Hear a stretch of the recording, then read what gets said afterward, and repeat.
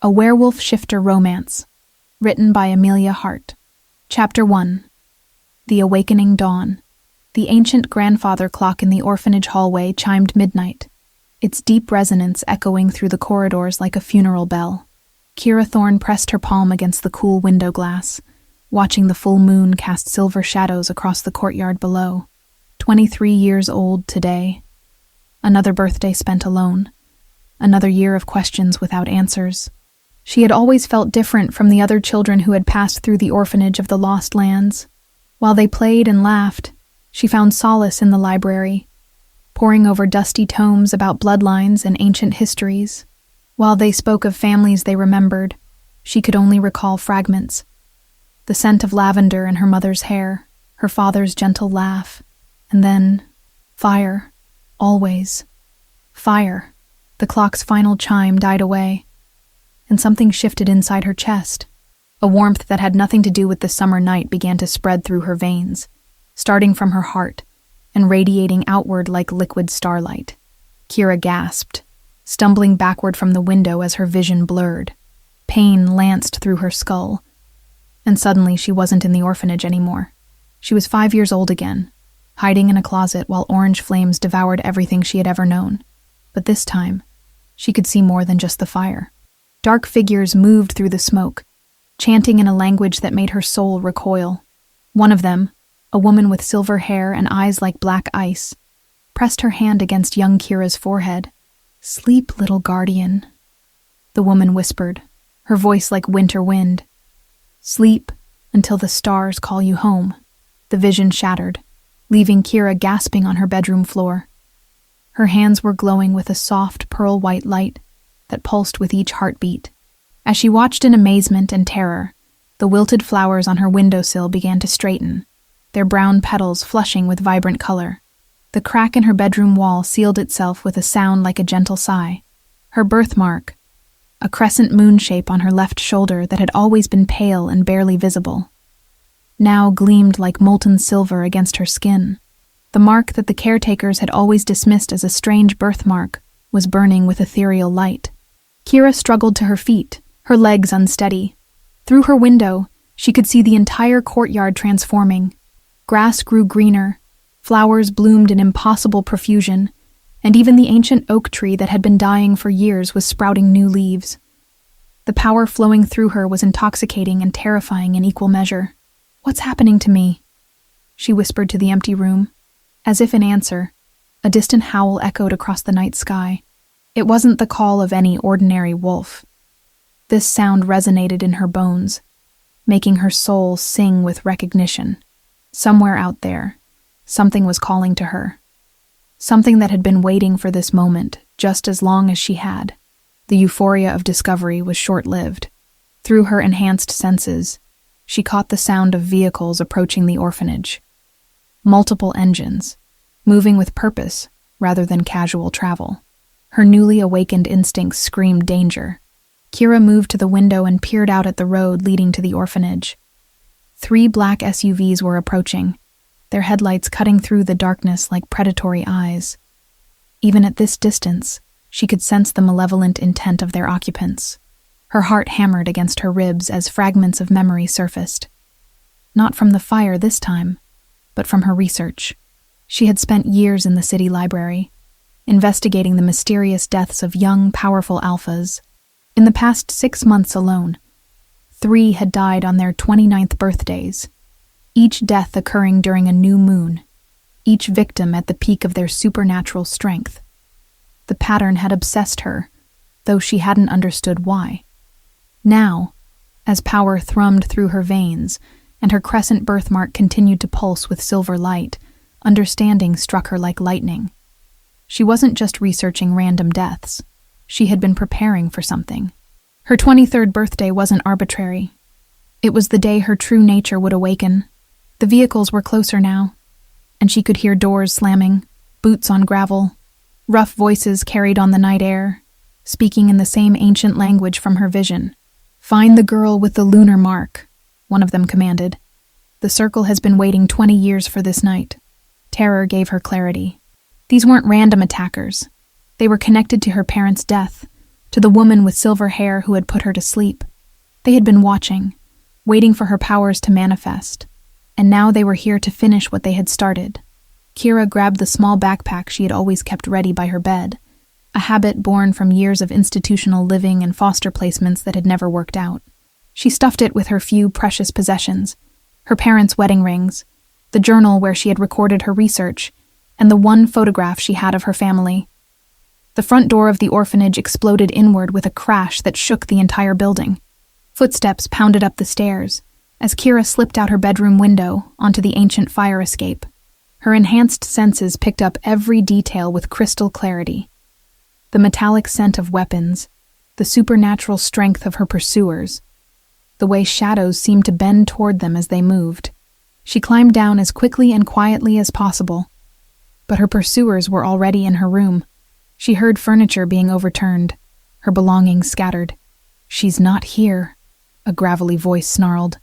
"Check the other rooms. She can't have gone far. The awakening will make her weak at first." But they were wrong. Instead of weakness, Kira felt more alive than she had in her entire life. The mysterious pull she had always felt toward the Northern Territories was stronger now, like a compass needle pointing toward true north. Every instinct told her to run in that direction, toward whatever was calling to her. She reached the ground and sprinted across the courtyard, her bare feet silent on the grass. Behind her, she could hear windows breaking as her hunters searched every room. The iron gates of the orphanage loomed ahead, locked as always. But that didn't matter now. Her newfound strength made the 10-foot barrier feel conquerable. As she climbed, her fingers found purchase in places that should have been impossible to grip. At the top, she paused for just a moment to look back at the only home she had ever known. Light blazed from every window as the mercenaries continued their search, and she knew with bone-deep certainty that she could never return. The pull northward intensified, and she followed it into the forest beyond the orphanage grounds. Behind her, shouts of frustration echoed as her pursuers realized she had escaped. But she was already running, following the invisible thread that connected her to her destiny. The Blackridge territory called to her through the darkness, and Kira Thorne ran toward whatever awaited her there. Chapter 2. The Blackwater Conspiracy. The forest floor was soft beneath Kira's feet as she ran through the pre-dawn darkness, following the invisible pull that grew stronger with each mile. Her newly awakened senses painted the world in vivid detail. Every rustling leaf, every night creature's heartbeat, every whisper of wind through the ancient pines. The crescent mark on her shoulder continued to pulse with silver light, a beacon that seemed to guide her steps. After hours of running without fatigue, she finally saw lights ahead. Not the harsh glare of her pursuers' vehicles, but the warm glow of a settlement. A wooden sign emerged from the shadows. Blackridge Territory, Protected Lands. Below it, smaller text warned, "Trespassers will be dealt with, according to pack law." The pull in her chest intensified, confirming what her instincts already knew. This was where she belonged. But before she could take another step, dark shapes materialized from the tree line. "Stop right there." The command came from a tall man with military bearing and predatory grace. Two others flanked him, their eyes glowing amber in the moonlight. "State your business in Blackridge Territory." Kira's hands trembled as she raised them slowly. I'm seeking sanctuary. There are people hunting me." The patrol leader's nostrils flared as he scented the air. His expression shifted from suspicion to something closer to awe. "Bring her to the Alpha, now." They escorted her through winding paths that led to an impressive stone fortress nestled against the mountainside. The Blackridge stronghold radiated power and ancient strength, its towers reaching toward the star-filled sky like fingers grasping for heaven. The massive oak doors opened before they reached them, and Kira's breath caught in her throat. The man standing in the doorway was everything an alpha should be. Tall, broad-shouldered, with dark hair and piercing blue eyes that seemed to see straight through her soul. But there were lines of strain around those eyes, a tension in his powerful frame that spoke of burdens carried too long. "Damon Blackridge," he said simply, his voice a low rumble that resonated in her bones. "And you are?" "Kira Thorne." The name felt strange on her lips, as if it belonged to someone else, someone who hadn't just discovered she was something more than human. His gaze lingered on the silver light emanating from her birthmark, visible through her thin nightgown. 23 years old, I'd guess. Born on the summer solstice. How did you— Lucky guess. But his expression suggested it was anything but luck. You're bleeding. She looked down, surprised to see scratches from her flight through the forest marking her arms and legs. Before she could respond, he stepped closer. And the scent of him— pine, leather, and something indefinably male— made her pulse race. I don't submit to alphas, she said suddenly, the words coming from somewhere deep inside her. It was a challenge, one that made his patrol guards tense visibly. Damon's eyebrows rose slightly. Interesting. He gestured for his men to step back. No one has resisted my authority in over a decade. Maybe they just didn't try hard enough. A ghost of a smile crossed his features. Come inside. We have much to discuss. As they entered the great hall, another man approached.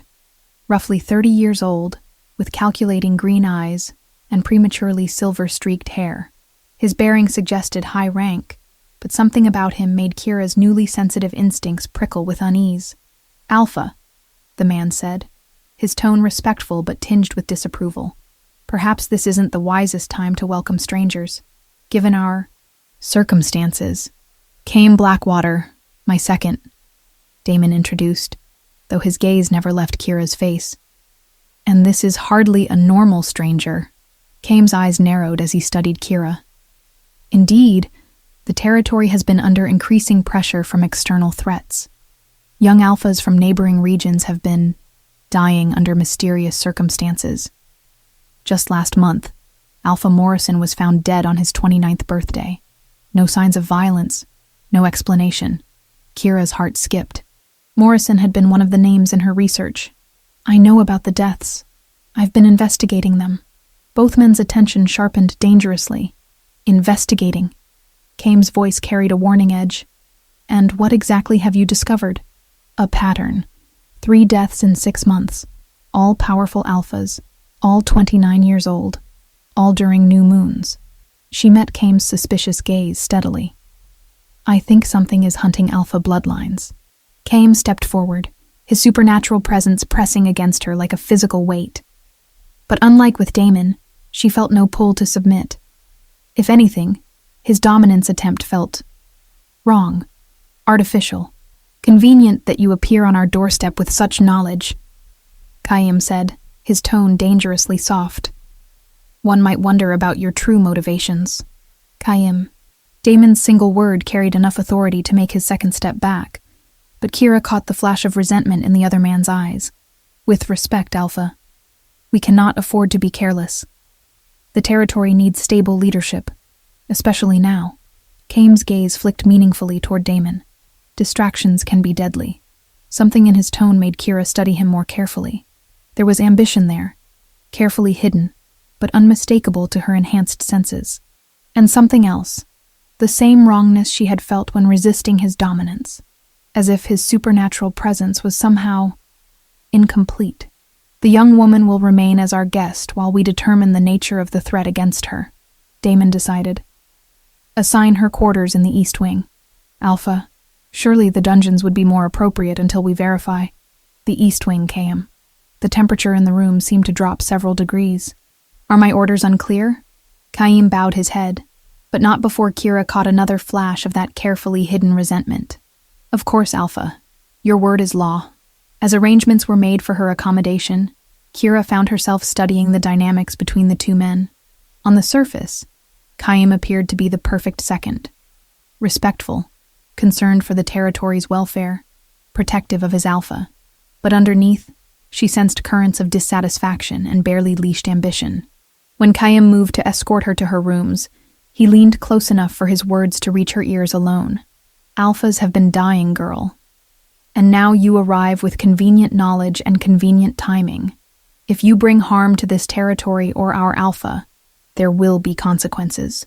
His threat should have terrified her. Instead, it only confirmed her growing suspicions. There was something fundamentally wrong with Kayim Blackwater, something that set her teeth on edge in a way that had nothing to do with his obvious dislike of her presence. I'm not here to harm anyone, she replied quietly, but I won't be threatened either. His eyes flashed with something dangerous. We'll see about that. As he led her through the corridors of the ancient fortress, Kira's mind raced. The mysterious deaths, her awakening powers, the call that had led her specifically to Blackridge territory. None of it was coincidence. She was part of something larger, something that had been set in motion 20 years ago when her parents died. And somehow, she suspected Caim Blackwater knew more about that connection than he was letting on. The East Wing was comfortable, but clearly designed to keep guests under observation. As Caim left her with warnings about staying in designated areas, Kira moved to the window and looked out over the territory that had called to her. Somewhere in this stronghold was the key to understanding what she was becoming.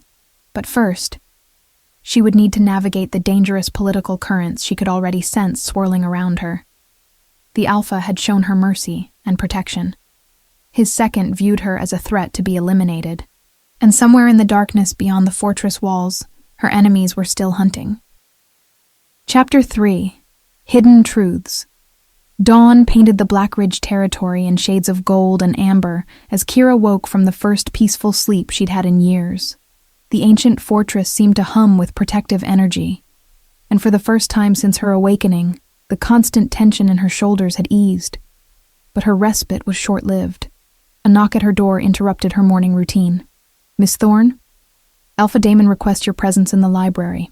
The library proved to be a magnificent chamber with floor-to-ceiling shelves filled with leather-bound volumes, many bearing the distinctive scent of age and power. Damon stood before a massive window, silhouetted against the morning light. Even in casual clothing, he radiated the kind of authority that came from generations of leadership. "I trust you slept well?" he asked without turning around. "Better than I have in years." She moved closer, drawn by the same magnetic pull that had led her to his territory. "Thank you for the sanctuary." He turned then, and she was struck again by the weight of exhaustion in his blue eyes. In daylight, she could see the subtle signs of strain, the tightness around his eyes, the way he held himself as if fighting constant pain. "Tell me about your research," he said, gesturing toward a table covered with ancient texts. "These deaths you've been investigating." Kira settled into a chair across from him, acutely aware of how his presence affected her. "It started as curiosity. I've always been drawn to genealogies, bloodline records.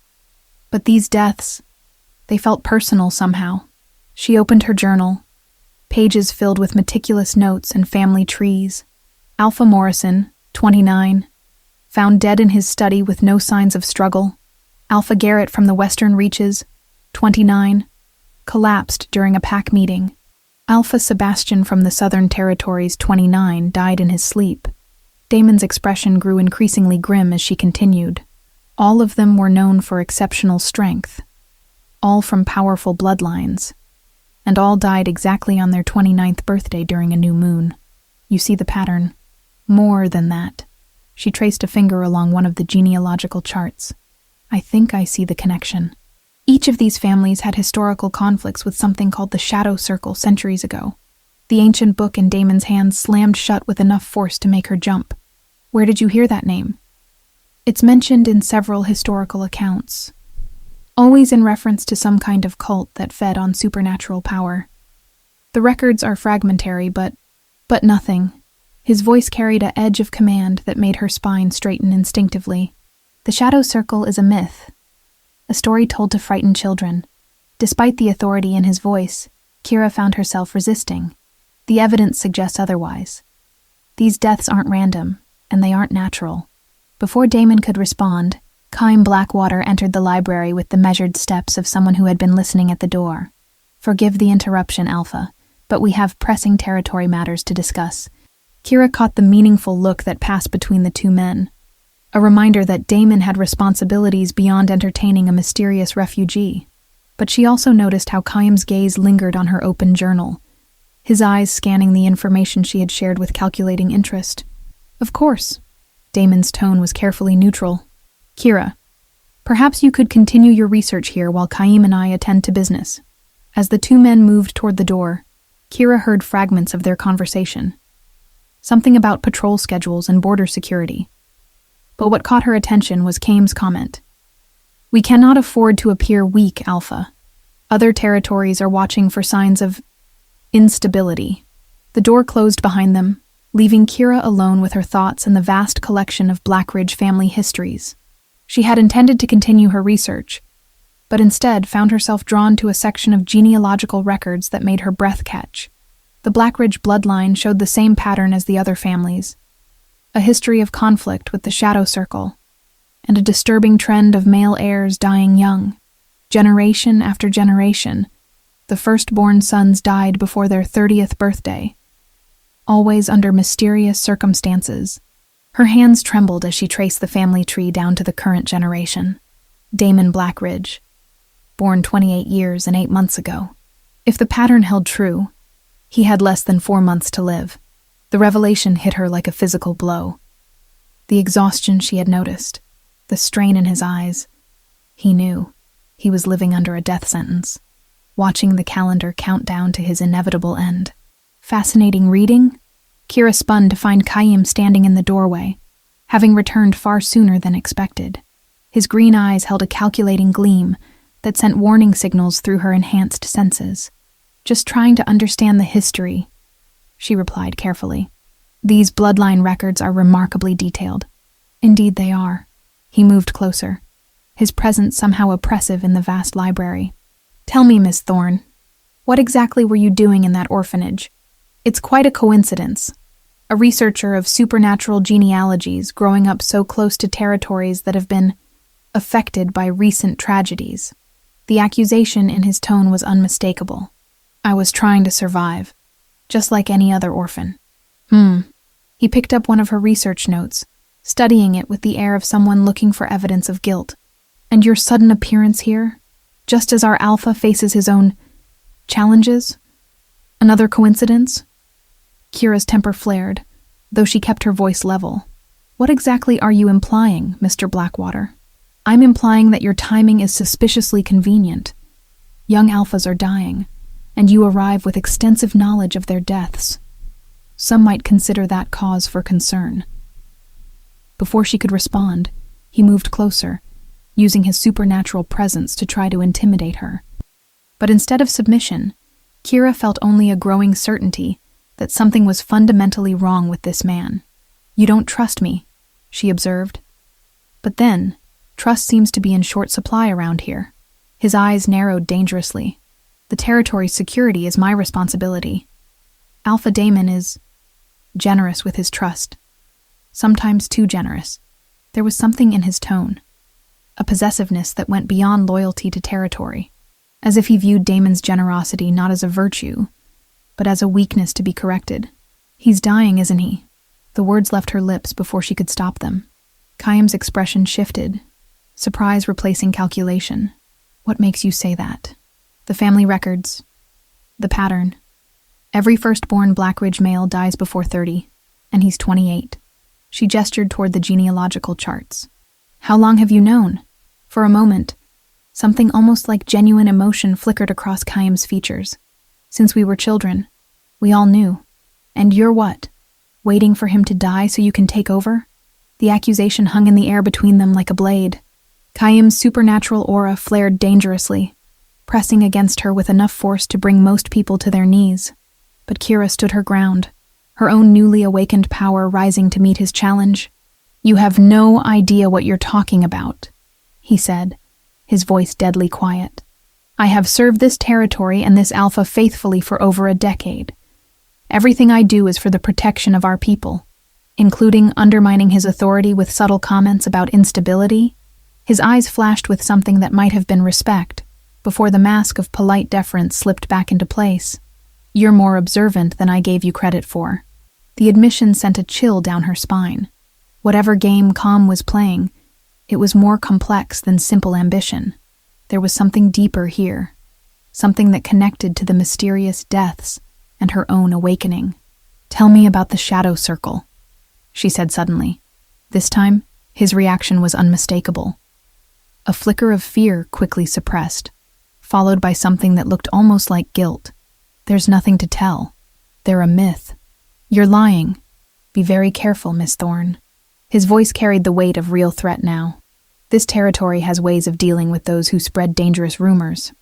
Before she could respond, the library door opened and Damon returned, his presence immediately shifting the dynamics in the room.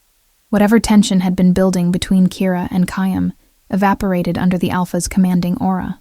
"Is everything all right?" Damon's gaze moved between them, clearly sensing the undercurrents of conflict. "Just getting acquainted," Kayam replied smoothly. "Miss Thorne has some interesting theories about recent events." Damon's attention fixed on her, and she found herself caught between the desire to share what she had discovered and the warning in Kayam's eyes. Something was very wrong here, but she wasn't sure who she could trust. "Perhaps we could discuss those theories over dinner," Damon suggested. "Kayam, would you join us?" "I'm afraid I have patrol duties to attend to," Kayam replied, though his tone suggested the refusal was anything but casual. "But I'm sure Miss Thorne will find the conversation illuminating." As he left, Kira caught his final look, a promise that their conversation was far from over. Chapter 4. Dangerous Alliances. The evening air carried the scent of jasmine and impending storm, as Kira made her way to the private dining room Damon had specified. 3 weeks had passed since her arrival at Blackridge Territory, and the subtle dance of attraction and resistance between them had grown more intense with each passing day. She found him standing on the balcony overlooking the territory, his broad shoulders silhouetted against the darkening sky. Even from behind, she could see the tension that never seemed to leave him, the weight of leadership, the burden of his approaching fate, and something else, something that had grown stronger in her presence. "You came," he said without turning around. "Did you think I wouldn't? With you, I've learned to expect the unexpected." He faced her then, and the intensity in his blue eyes made her pulse quicken. "You don't behave like anyone I've ever met." She moved to stand beside him at the balcony railing, acutely aware of the electricity that sparked whenever they were near each other. "Maybe that's because I'm not like anyone you've ever met." "No," he agreed quietly. "You're not." The dining room had been set for intimacy. Candles flickered on a small table, casting dancing shadows across the stone walls.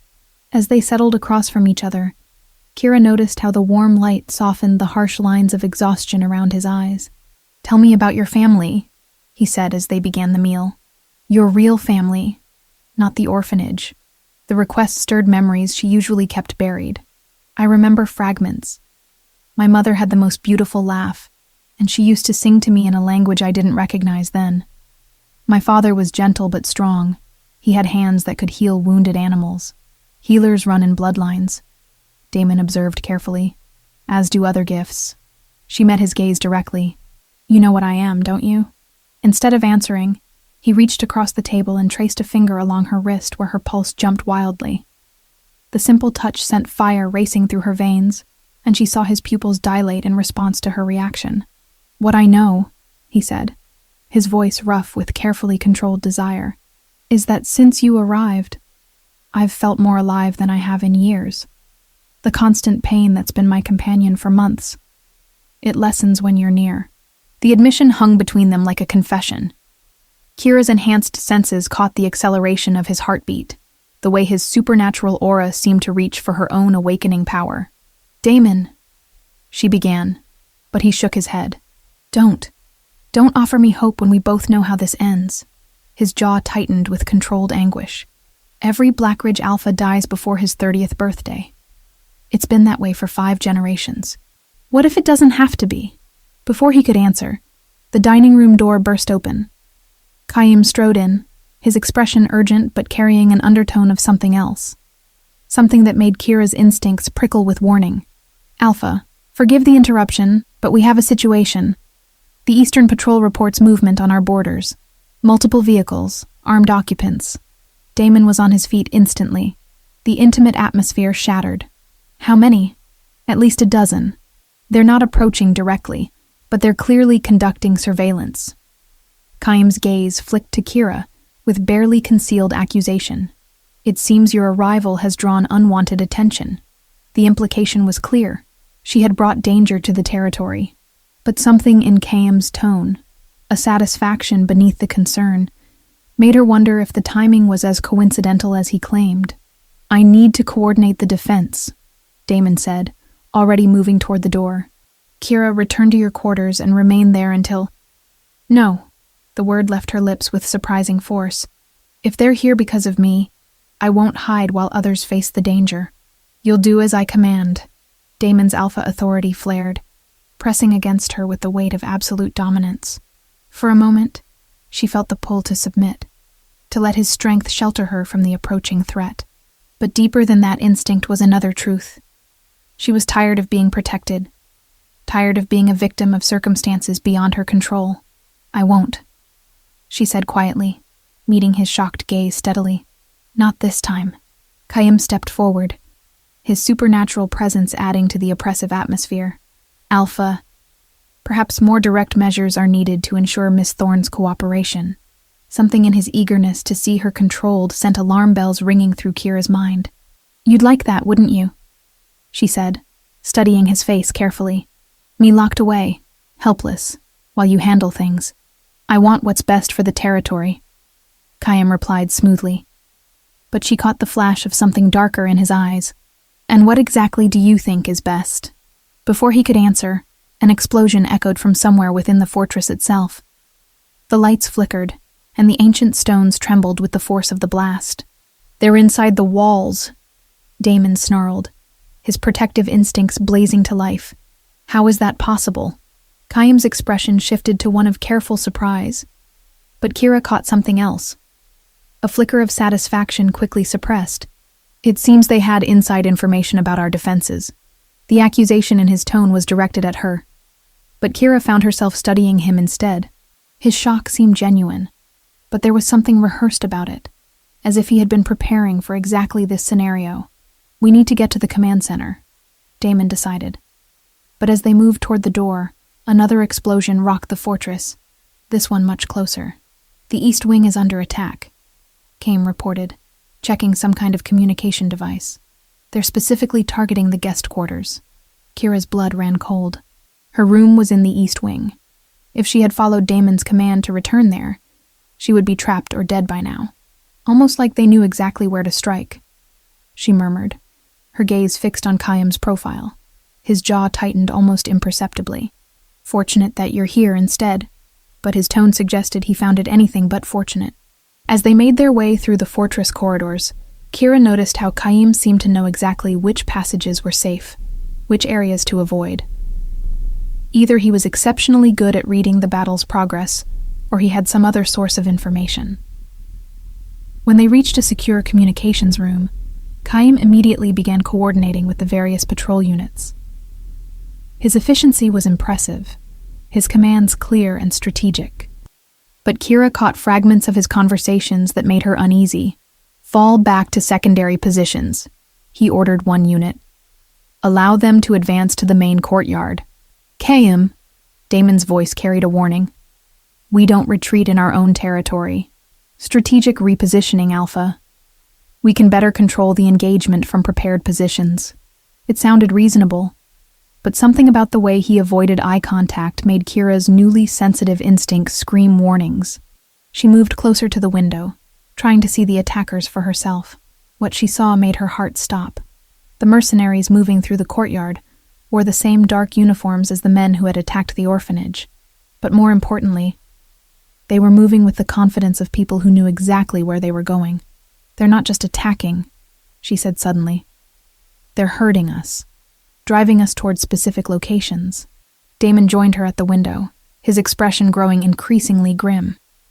She's right. This is too coordinated to be a random assault. Perhaps, Kayim said carefully, we should consider that they have specific objectives. Information they've obtained through various means. Again, his gaze found Kira, the implication clear, but she was no longer listening to his accusations. Her enhanced hearing had picked up something else. A conversation between two of the attackers directly below their window. The Circle wants her alive, one was saying. Blackwater assured us he could deliver her to the designated extraction point. Kira's blood turned to ice. Blackwater. She turned to stare at Kayim, pieces of a horrifying puzzle clicking into place. His green eyes met hers, and for a moment, his mask of loyal concern slipped entirely. What she saw underneath was ambition, calculation, and the cold satisfaction of someone whose carefully laid plans were finally coming to fruition. "You," she whispered. "You're working with them." The accusation hung in the air like a blade. Chaim's hand moved toward the weapon at his side, but Damon's reaction was faster. "Explain," the Alpha commanded, his voice carrying the full weight of his authority. "Now." Chaim's expression shifted through several emotions: regret, defiance, and finally, a kind of resigned determination. "Everything I do is for the good of this territory, Alpha. Sometimes that requires difficult choices." The admission was as good as a confession. As understanding dawned on Damon's face, Kira felt the world tilt beneath her feet. The man who had been questioning her loyalty, who had been positioning himself as the territory's protector, had been the traitor all along. And now they were trapped, surrounded by enemies, with nowhere to run. Chapter 5. The Masked Coup. The revelation hung in the air like a death sentence as Chaim's carefully constructed facade finally crumbled. His hand rested on his weapon, but his posture had shifted from defensive to openly threatening. Outside, the coordinated attack continued, but now Kira understood it for what it truly was. Not an assault, but an extraction operation. "Difficult choices," Damon repeated, his voice deadly quiet. The temperature in the room seemed to drop as his alpha power flared with barely contained rage. "You call betraying your own pack a difficult choice? I call it survival." Chaim's green eyes held no remorse, only the cold calculation of someone who had planned this moment for months. "Do you think I wanted this? Do you think I enjoyed watching you slowly die while refusing to consider alternatives?" "What alternatives?" Kira demanded, though part of her already knew the answer would horrify her. Chaim's gaze fixed on her with something that might have been pity. "You, Miss Thorne. You're the alternative.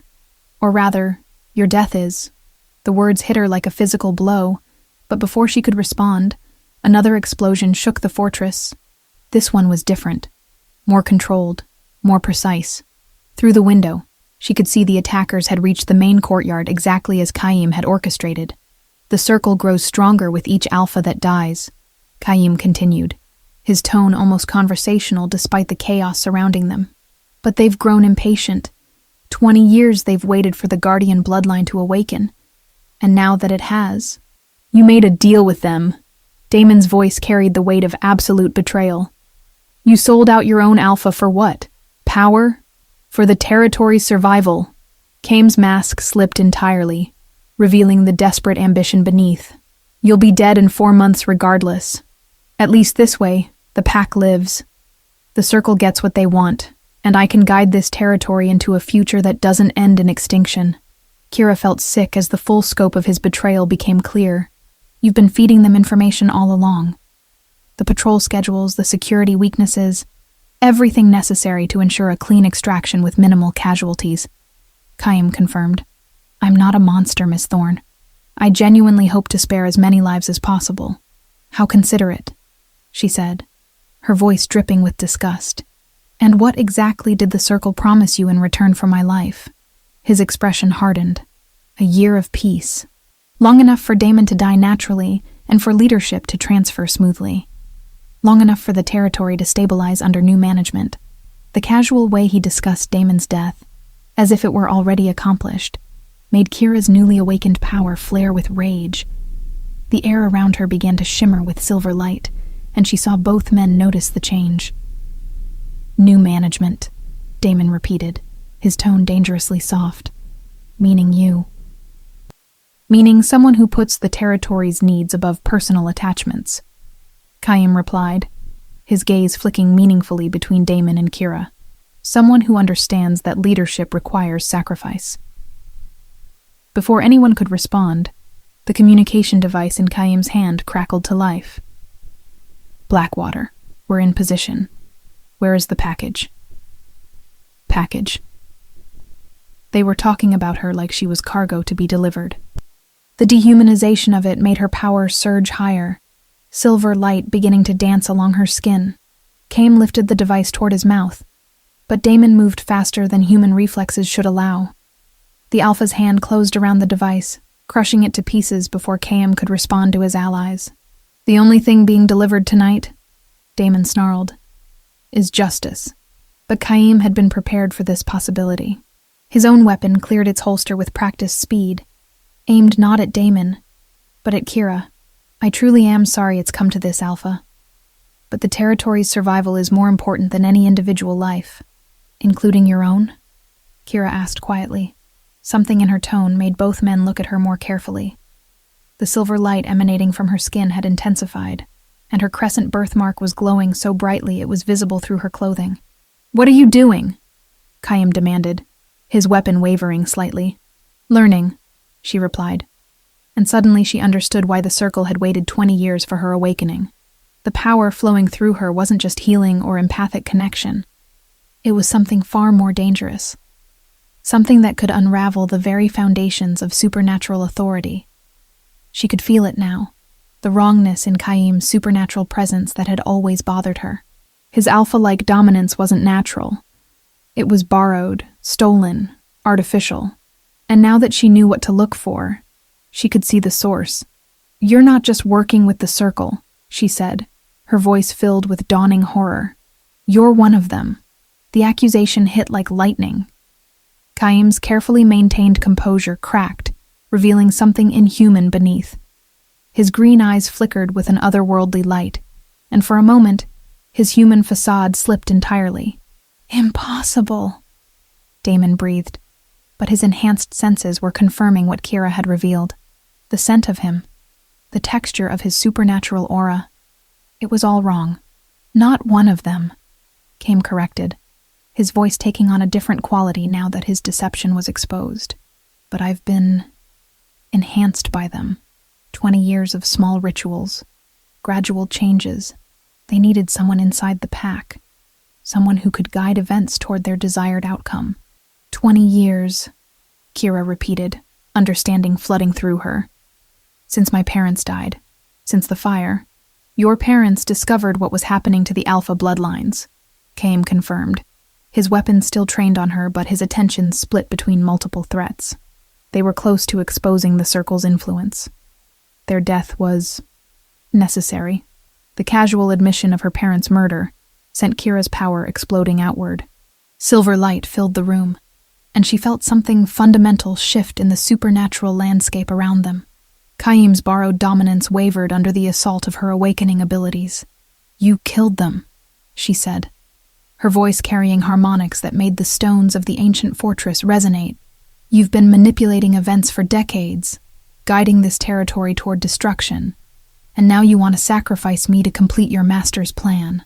It's not personal, Chaim insisted, but his weapon was shaking now as her power pressed against him. The Circle's vision extends beyond individual territories, beyond single lifetimes. They're building something larger, something that will bring order to the chaos of supernatural politics. By murdering alphas and enslaving their people, Damon snarled. His own power was rising now, feeding off Kira's energy in a way that surprised all three of them. The connection between them had always been strong, but now it was something more, a resonance that amplified both their abilities. Chaim's eyes widened as he recognized what was happening. The mate bond, he breathed. You've formed a mate bond with her. That's not possible. She's not Pack. She's not even Shifter. She's something else entirely, Damon replied, moving to stand beside Kira.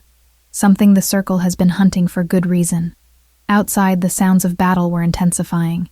The extraction team was growing impatient, and soon they would come looking for their inside contact. But the dynamic in the room had shifted dramatically. Last chance, Chaim, Damon offered, though his tone suggested he hoped the traitor would refuse. Surrender now, and I'll make your death quick. Chaim's laugh was bitter and entirely without humor. You still don't understand, do you? This isn't about me anymore. The Circle has been planning this for generations. Even if you kill me, even if you escape tonight's extraction, they'll never stop hunting her. His gaze fixed on Kira with something that might have been genuine regret. You represent the end of their immortality, the destruction of everything they've built. They would rather see every supernatural territory burn than allow you to reach your full potential. Before anyone could respond, the door to the communications room exploded inward. Armed figures in dark tactical gear poured through the opening, their movements coordinated and professional. But they weren't alone. Leading them was a woman with silver hair and eyes like black ice. Kira's blood turned to frozen terror as memory crashed over her. This was the woman from her childhood vision, the one who had pressed her hand against young Kira's forehead and whispered words that had stolen 20 years of her life. "Hello, little guardian," the woman said, her voice like winter wind. "It's time to complete what we started." The trap was closing, and Kira realized with growing horror that Qaim's betrayal was only the beginning. The circle had finally come to collect their prize, and they had brought enough force to ensure success. The real battle was about to begin. Chapter 6. The Shadow's Truth. The silver-haired woman stepped into the communications room like death incarnate, her presence sucking the warmth from the air. Behind her, a dozen armed mercenaries formed a semicircle, their weapons trained on Kira with professional precision. But it was the woman's obsidian eyes that held Kira frozen, eyes that had haunted her nightmares for 20 years. "Seraphina Vex," Damon breathed, recognition and revulsion warring in his voice. "I should have known the circle would send their high priestess personally." "Alpha Blackridge," Seraphina replied with mock courtesy, her gaze never leaving Kira's face. "How gratifying to see you've kept our little guardian safe for us. Though I confess, allowing her to awaken was unexpected." The silver light emanating from Kira's skin pulsed brighter at the woman's proximity, as if her very presence was an affront to the power flowing through her veins. "You murdered my parents," Kira said, her voice steady despite the terror clawing at her chest. "I freed them from the burden of watching you fulfill your destiny," Seraphina corrected, stepping closer with predatory grace. "They were weak, too attached to sentimentality to see the greater purpose their daughter would serve." Qaim moved to stand beside his true allies, his weapon still trained on Kira, but his posture now openly aligned with the circle. "The extraction is complete, High Priestess. The territory is secure, and the Alpha is contained." "Is he?" Seraphina's gaze flicked to Damon with amusement. "Tell me, young Alpha, do you feel contained?" The question seemed innocent enough, but Kira felt the supernatural pressure in the room shift dramatically. Damon's power, which had been rising in response to the threat, suddenly wavered. His face went pale, and he stumbled against the wall as if the strength had been drained from his limbs. "What did you do to him?" Kira demanded, moving instinctively to support him. "Nothing permanent," Seraphina assured her with false kindness, "merely accelerated a process that was already underway. You see, the curse on the Blackridge bloodline isn't a natural phenomenon. It's a carefully crafted tool that we've been refining for generations." The revelation hit like a physical blow. "The deaths of the other Alphas." "Practice," Seraphina confirmed with chilling satisfaction. "Each death taught us more about how to harvest and concentrate supernatural power. Your dear Alpha here represents the culmination of that research." Damon tried to straighten, his supernatural aura flaring weakly in defiance. But whatever Seraphina had done was sapping his strength at an alarming rate. The pattern," he gasped. 29 years old. "The optimal age for power extraction," the High Priestess explained, as if discussing an academic theory. "Before 30, the Alpha essence is pure, uncorrupted by the weight of extended leadership. After 28, it's reached full maturity. The window is quite specific." Kira's mind raced as pieces of the larger picture fell into place. "You've been breeding them like livestock, engineering bloodlines, manipulating genetics, all to create the perfect harvest." "Breeding is such a crude term," Seraphina mused. "We prefer to think of it as cultivation. Centuries of careful guidance, strategic marriages, selective pressures, all leading to this moment." She gestured toward Kira with something approaching maternal pride. "And you, dear child, represent our greatest achievement. The Guardian bloodline was thought extinct for over 300 years. But we found the last remnant, preserved it, guided its development until it could produce someone like you." The horror of it made Kira's power surge violently. Silver light exploded outward, forcing the mercenaries to shield their eyes, and making Seraphina take an involuntary step backward. You created me, Kira whispered, understanding and revulsion warring in her voice. My entire bloodline, my parents, everything. It was all orchestrated by you. Your parents were a happy accident, Serafina admitted. Two guardian descendants finding each other naturally, producing a child of unprecedented potential. We simply guided events to ensure optimal development conditions. The orphanage, Damon managed, his voice strained but determined. You arranged for her to grow up there, away from pack influences, away from supernatural training that might have helped her control her abilities. Precisely, the High Priestess confirmed. We needed her power to develop naturally, without the limitations that formal training might have imposed. And we needed her emotional state to be receptive to certain manipulations. Chaim stepped forward, his artificial dominance pressing against Kira's growing power. Enough discussion. The ritual circle is prepared, and the lunar alignment won't wait for our convenience. But Serafina raised a hand, stopping him mid-motion. Patience, my enhanced friend. This moment represents the culmination of decades of planning. I intend to savor it properly. She turned back to Kira, her expression shifting to something that might have been genuine affection if it hadn't been so deeply twisted. Do you know what makes guardian blood so special, child? It's not just the healing abilities or the empathic connections. It's the power to unmake supernatural bonds, to dissolve the very foundations of pack magic. The revelation sent chills down Kira's spine. That's why you need me dead. My existence threatens your control over the supernatural world. Your existence threatens the natural order, Serafina corrected. For 3 centuries, we have maintained balance through careful cultivation of power.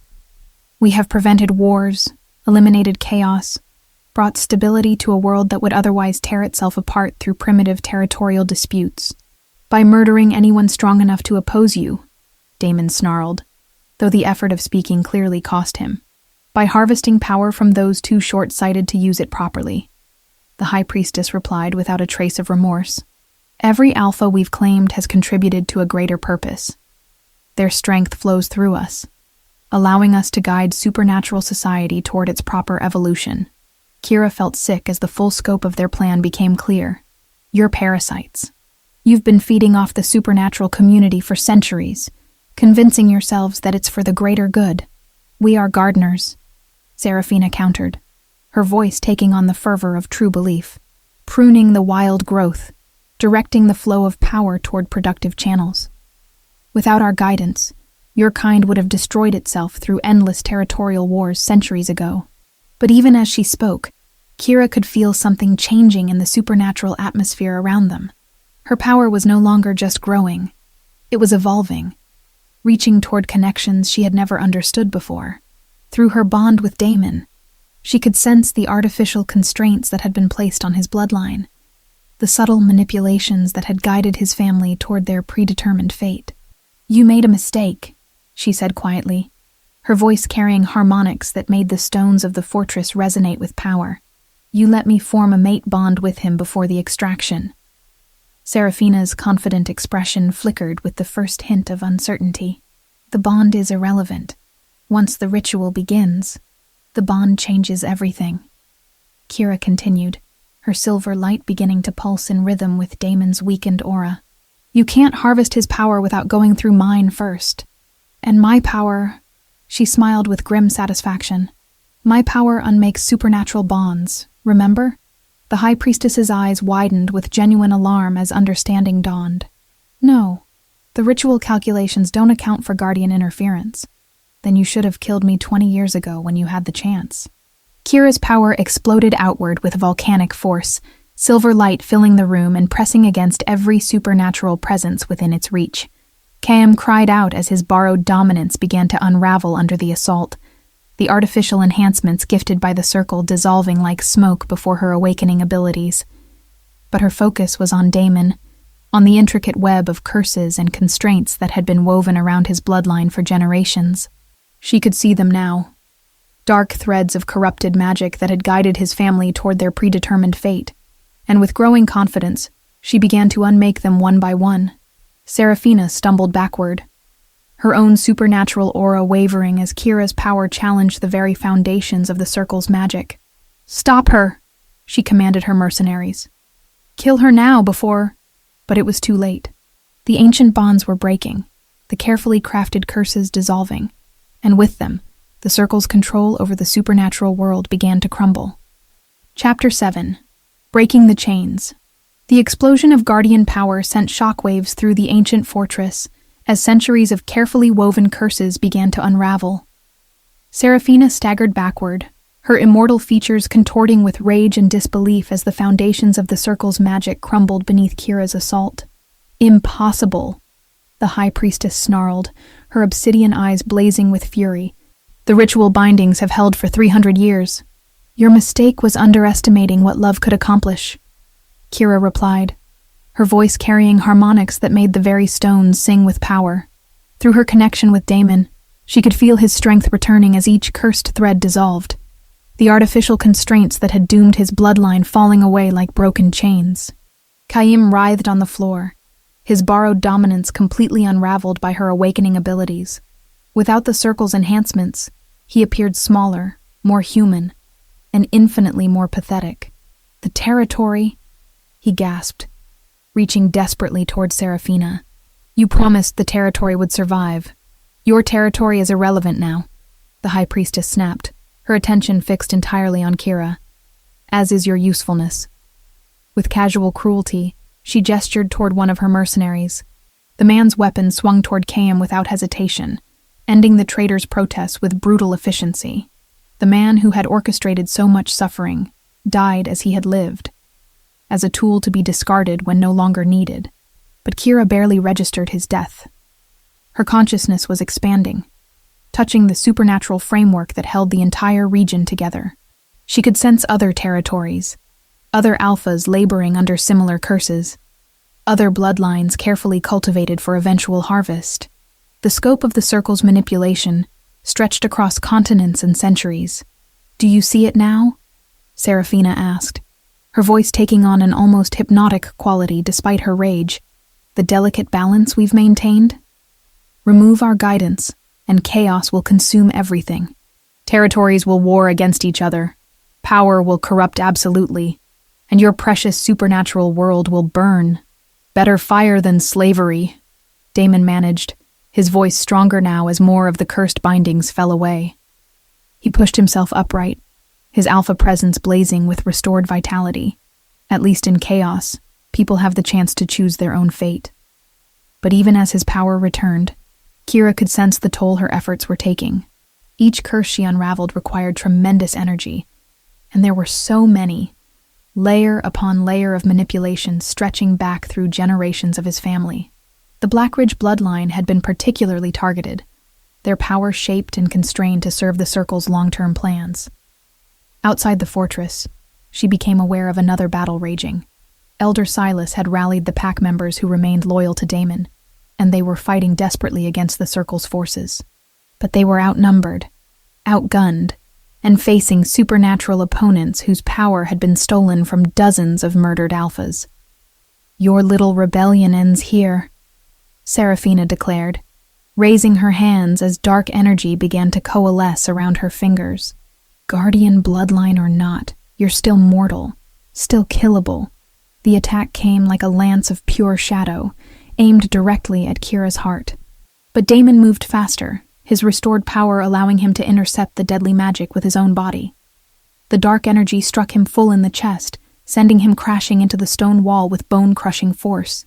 "No!" Kira's scream carried such power that several of the mercenaries collapsed, overwhelmed by the psychic backlash. Her silver light exploded outward with volcanic intensity. But this time it wasn't just guardian magic. It was something new. Something born from the fusion of her awakening abilities with the mate bond she shared with Damon. She could feel him dying, the stolen magic eating away at his life force like acid, but she could also feel their connection, stronger than ever now that his cursed bindings were gone. Without conscious thought, she poured her own energy into him, using their bond to share not just power, but life itself.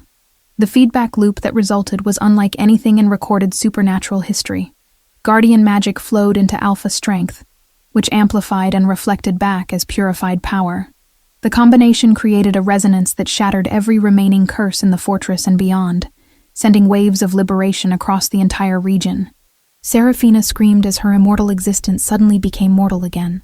The stolen power that had sustained her for centuries was being stripped away, dissolved by the very forces she had tried to harness. Around her, the remaining mercenaries collapsed as their artificial enhancements failed, leaving them as merely human soldiers facing supernatural fury. "What have you done?" the former high priestess demanded, her ageless features already beginning to show the weight of her true years. "Do you have any idea what you've unleashed?" "Freedom," Kira replied simply, helping Damon to his feet. His injury was healing rapidly now, their shared power accelerating his supernatural recovery beyond normal limits. "I've given everyone the freedom to choose their own path instead of following your predetermined script." But even as victory seemed within reach, Kira felt a new threat approaching. The Circle hadn't put all their resources into this single extraction. There were backup plans, contingencies that stretched across multiple continents. And now that their primary strategy had failed, they would resort to scorched earth tactics. Through the fortress's ancient stones, she sensed explosives being planted by retreating mercenaries. Not enough to completely destroy the stronghold, but sufficient to bring down the communications center and trap anyone inside. Seraphina's final gambit. If she couldn't have Kira, she would ensure the Guardian died with her secrets intact. "The building," Damon warned, his enhanced senses picking up the same threat. "They're going to—" The first explosion cut off his words, sending tremors through the floor beneath their feet. Dust rained from the ceiling as ancient mortar began to crack under the strain. They had minutes at most before the entire wing came down. "This way!" Elder Silas's voice carried from the doorway, the old man appearing despite the chaos raging throughout the fortress. "I've secured an exit route, but we need to move now." Behind him, several pack members waited with barely concealed desperation. They had fought bravely against impossible odds. But the cost had been enormous. Too many good people had died because of Kayam's betrayal and the Circle's ambitions. As they began to move toward safety, Seraphina's bitter laughter echoed behind them. "Run then, little Guardian. But remember, we are not the only ones who covet your power. There are forces in this world that make the Circle seem benevolent by comparison. Your victory tonight has announced your existence to every supernatural predator on the planet." Her words carried the weight of prophecy, but Kira refused to let fear paralyze her. She had spent 20 years running from her destiny, letting others define her path and limit her choices. That ended now. "Let them come," she said, her voice carrying across the collapsing room with absolute determination. "I'm done hiding from what I am." The second explosion was larger, bringing down a section of the outer wall and filling the air with choking dust. But by then, Kira and her allies had reached Elder Silas's escape route, a hidden passage that led through the fortress's foundations to emerge in the forest beyond. As they ran through the ancient tunnels, Kira could feel the supernatural landscape around them continuing to change. Her power was still active, still unraveling the Circle's influence wherever it touched. Across multiple territories, Alphas were experiencing sudden freedom from constraints they hadn't even known existed. The ripple effects would be felt for generations. Behind them, the fortress shuddered as more explosives detonated, but the ancient stones held, testament to the strength of the bloodline that had built them and the power that now flowed freely through their foundations. They emerged into moonlight to find a battle-scarred but triumphant pack waiting for them. The Circle's forces had been routed, their supernatural advantages stripped away by Kira's power.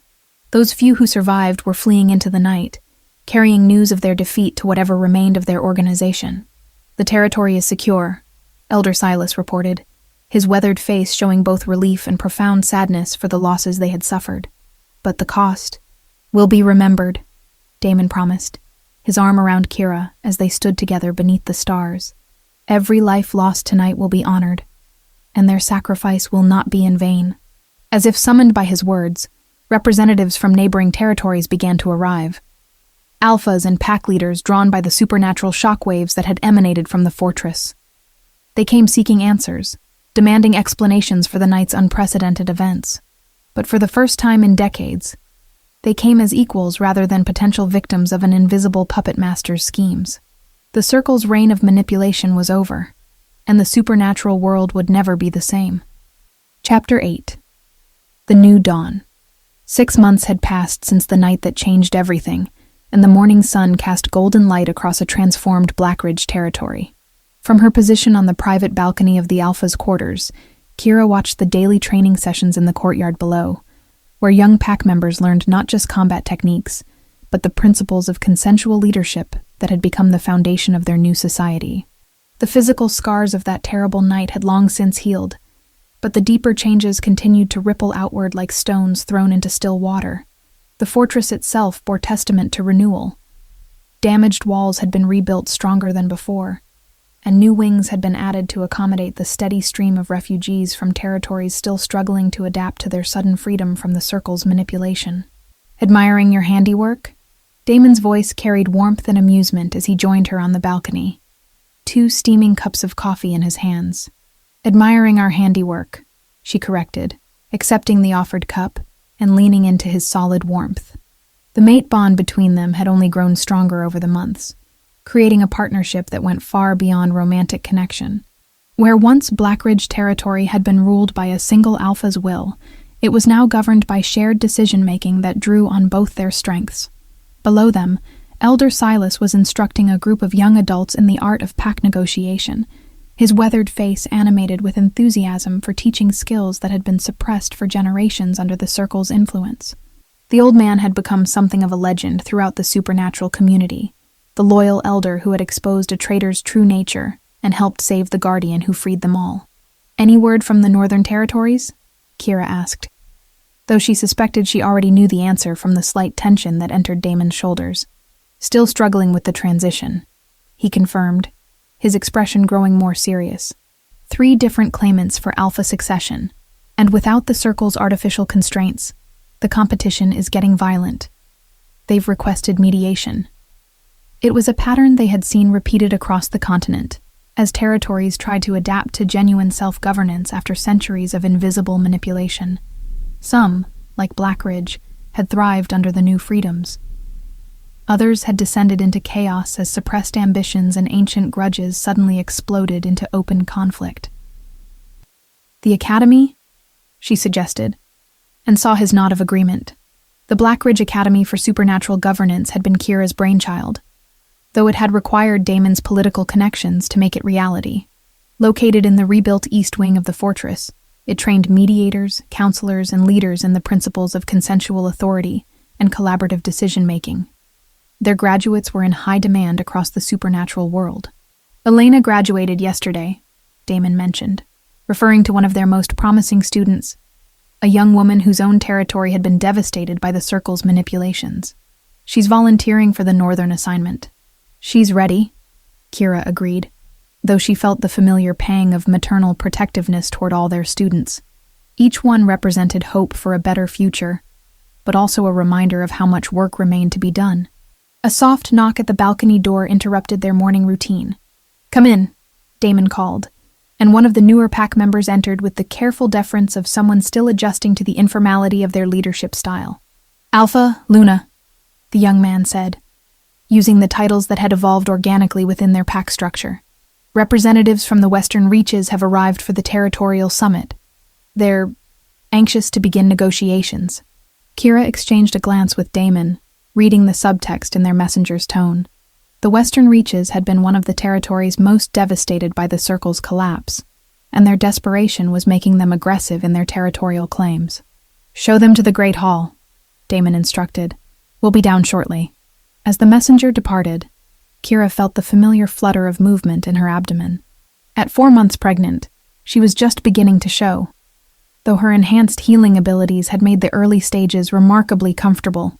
The child they had created would be unprecedented, the offspring of a freed Alpha bloodline and an awakened guardian, with potential that even Kira's enhanced senses couldn't fully predict. "Are you sure you're up for a full day of territorial negotiations?" Damon asked, his protective instincts showing, despite his careful respect for her independence. "The baby seems to enjoy the political drama," she replied with a smile, placing her hand over the slight swell of her stomach. "Besides, Someone needs to keep you from making too many concessions out of guilt over the Circle's legacy. It was a gentle tease, but it touched on a real dynamic in their relationship. Damon's sense of responsibility for the supernatural community's struggles sometimes led him to offer more assistance than their own territory could reasonably provide. Kira's role was often to provide the perspective of someone who had grown up outside pack politics, seeing situations with clearer eyes. The Great Hall had been transformed since that terrible night 6 months ago. Where once it had been a display of alpha dominance, it was now configured for collaborative discussion. The traditional raised platform had been replaced with a circular arrangement that put all participants on equal footing, and the ancient weapons displays had given way to artwork created by pack members and academy students. Representatives from a dozen territories had gathered for this summit, their faces showing the strain of 6 months of unprecedented change. Some, like Alpha Morrison's widow from the Eastern Mountains, radiated the confidence of leaders who had successfully adapted to their new freedoms. Others, particularly the delegation from the Western Reaches, carried the desperate edge of people whose authority was still being challenged daily. Before we begin formal negotiations, Kira addressed the assembled group, her voice carrying the harmonics that had become her trademark. I want to acknowledge what we've all lost. The Circle's manipulations cost us friends, family, and centuries of authentic development. We're all struggling to build something new from the wreckage of their deceptions. A murmur of agreement rippled through the hall. It was important to acknowledge the grief before moving forward. A lesson Kira had learned from her own journey of accepting her past while choosing her future. But we're also here because of what we've gained. Damon continued seamlessly, their partnership so integrated that they often completed each other's thoughts during public addresses. Freedom to make our own choices, form our own alliances, and determine our own destinies. That's what we're here to protect and extend. The negotiations that followed were complex and sometimes heated, but they were also genuine in a way that supernatural politics hadn't been for centuries. Without the Circle's invisible hand guiding events toward predetermined outcomes, every agreement had to be earned through honest discussion and mutual benefit. By evening, they had achieved something unprecedented, a voluntary alliance structure that respected territorial sovereignty while providing mutual support for security and resource sharing. It wasn't perfect, and it would require constant adjustment and renegotiation, but it was theirs. As the representatives departed with copies of the provisional agreements, Kira and Damon found themselves alone in the Great Hall as the last light of day faded from the tall windows. "Do you ever miss it?" Damon asked quietly, his arm around her as they stood where Seraphina had made her final stand. The simplicity of not knowing what you were, of not carrying responsibility for an entire world's freedom? Kira considered the question seriously. There were certainly days when the weight of expectation felt crushing, when every territory's problem seemed to land on their doorstep, when the constant demand for her unique abilities left her exhausted. Sometimes, she admitted, but then I think about the alternative. Spending my whole life running from something I didn't understand, never knowing my parents died trying to protect not just me, but everyone like us, never knowing that love could be this powerful. She turned in his arms, studying the face that had become more precious to her than life itself. The mate bond between them was no longer just about supernatural connection. It was about choosing each other every day, building something beautiful from shared strength and complementary weaknesses. Besides, she added with a smile that carried just a hint of mischief, someone has to keep you from turning into one of those brooding, solitary alpha types who think they have to carry the world's weight alone. His laughter echoed through the ancient hall, rich and warm and free. No danger of that with you around. As they made their way to their private quarters, Kira paused at the memorial wall they had erected to honor those lost during the Circle's reign of manipulation. Kayim's name was there too, not because they forgave his betrayal, but because they refused to erase the lessons his choices had taught them about the dangers of unchecked ambition. He was right about one thing, she murmured, her hand resting on her growing belly. We are building something without precedent, a supernatural society based on cooperation instead of domination, on choice instead of predetermined fate. And our child will grow up never knowing what it was like to live under invisible chains, Damon added, his own hand covering hers. That's a legacy worth fighting for. Later, As they lay together beneath the stars visible through their bedroom's enlarged windows, Kira felt the baby's movement quicken in response to her emotional contentment. This child would be born into a world of challenges, but also infinite possibilities. They would inherit not just supernatural power, but the knowledge that such power was meaningless without the wisdom to use it in service of others. The circle's defeat had marked the end of one era and the beginning of another. What they built from here would determine whether the supernatural world would fulfill its potential for greatness or collapse back into the cycles of violence and manipulation that had characterized so much of its history. But as she drifted toward sleep, surrounded by Damon's protective warmth and the profound peace of their transformed territory, Kira felt only hope for the future they were creating together. A future where love was stronger than ambition, where cooperation triumphed over domination, and where every supernatural being had the chance to choose their own destiny. The new dawn had broken, and it was beautiful. The Guardian bloodline may be free, but across the supernatural territories, other ancient powers still sleep, waiting for awakening. Forgotten legacies and buried secrets call out for discovery in a world forever changed by one woman's courage. These untold tales of transformation are waiting to be discovered. By not subscribing, you're leaving these stories in darkness, these voices unheard. A true member of our pack never abandons those still struggling in the shadows. If this story touched your heart, we have an entire collection waiting for you. Tales of forbidden bonds, second chances, and supernatural love that defies all odds. Hit that subscribe button to join our storytelling family and never miss when we release our next emotional journey. Until our paths cross again in the next tale.